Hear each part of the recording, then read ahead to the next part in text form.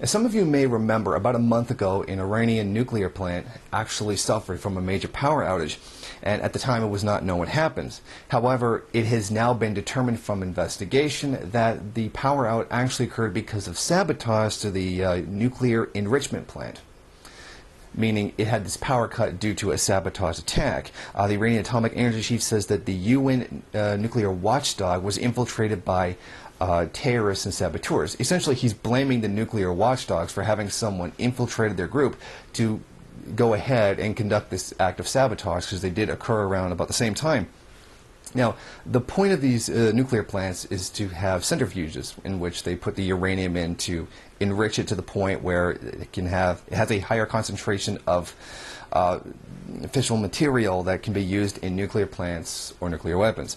A nuclear plant uses a 20% purity, and a nuclear weapons use a 90% purity.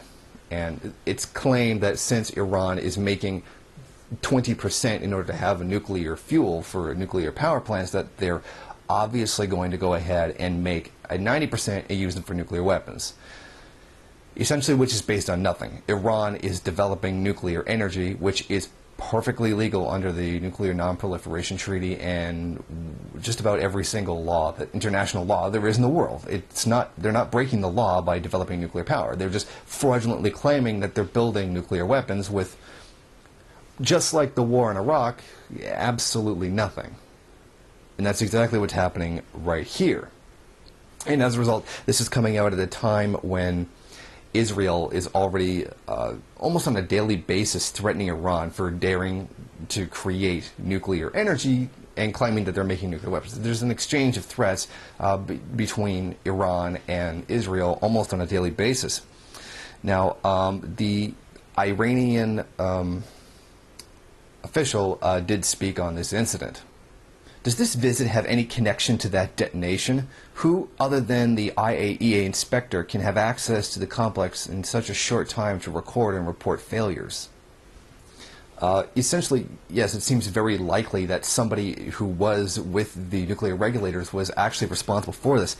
Now, later, the minister did say that a power backup and other defenses had actually prevented any damage to the Fordlow plant that had suffered the power outage. Now, it's important to keep in mind that this is very likely not an accident, given the sabotage that has already gone on in the past year.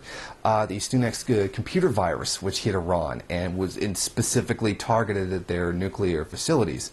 I mean, and they said, given from studies done on the virus, that it was very likely that it was done by a world government. And most people would agree that it was most likely Israel or the United States. At this point, it seems more likely that it was actually Israel than the United States.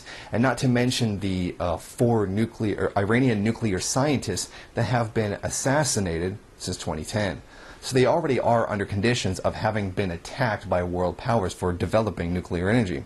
Now, meanwhile, all of this is coming at a time when Israel is increasing its threats of invasion against Iran, or threatening to strike at Iranian facilities with nuclear weapons of their own, showing a tremendous amount of hypocrisy that Iran is not allowed to have nuclear weapons. However, Israel is allowed to have nuclear weapons. But that's a whole different story altogether. Now, there's very little doubt in my mind that this was actually the work of Israeli agents, and I think that's fairly obvious to anybody watching this video or anyone along the same belief system as me. What's important here is that Iran hasn't actually done anything wrong. They haven't broken any law or done anything that they're not supposed to do. There's no law against them developing nuclear power. And that's a very important point to keep here, as both the United States and Israel are trying to suppress Iran into carrying out their interests and what they would want them to do. And particularly on the side of the United States, the goal to have the Iranian oil that was nationalized to be privatized once again and back into the hands of foreign corporations.